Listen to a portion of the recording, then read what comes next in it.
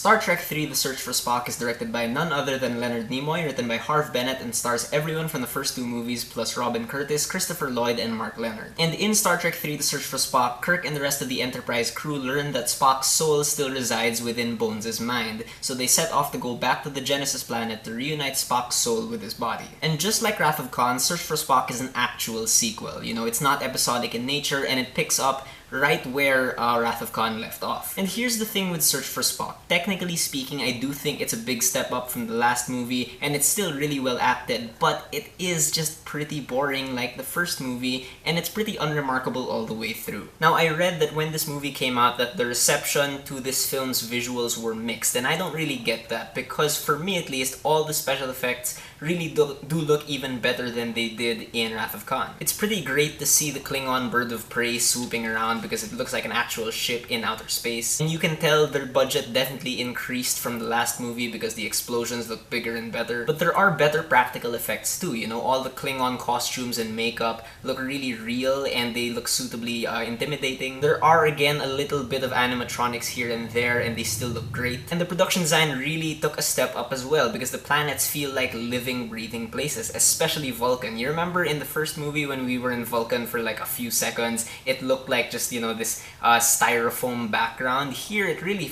looks like a place where people live. And like I said just a while ago, all the acting is still great. William Shatner isn't exactly young like he said he was at the end of Wrath of Khan, but he carries with him this realistic sort of grief over Spock's death. The rest of the Enterprise crew is still good. I'm really happy that Nichelle Nichols and George Takei get a lot more to do here. Kirstie Alley did not return to play Saavik here, and instead we have Robin Curtis playing the role, and it took me a while to get used to her, but she does play the role well. And it's always really cool to see Mark Lenard play Sarek, or Spock's father, because he has this like commanding presence whenever he's there that really kind of like just commands your respect. And Christopher Lloyd plays the villain here. This is like pre-Back to the Future Christopher Lloyd, and you know, he's having so much fun, you can tell, but they just underuse him so much. There's a much smaller cast in Search for Spock compared to Wrath of Khan, although this does lead to a stronger bond among these core characters. It's good seeing Kirk and Bones kind of cope with Spock's death because it's something we haven't seen these characters deal with before. And what this movie does that I really appreciate is that it tries to deepen the mythology a lot more, especially with Vulcan culture, and that's always interesting. It's admittedly a very risky step for a sequel, but you know, I really like that they didn't just try to copy Wrath of Khan. And as a director, Leonard Nimoy goes for a much more dramatic tone here, and you can tell he really takes this material and this mythology seriously, and sometimes he lets entire scenes like ride on the power of the mythology. And Search for Spock does end on a pretty touching note despite some of my issues with the movie, which are quite a few. First of all, the action scenes just are not well directed, they're not well done, they feel super over the top and campy,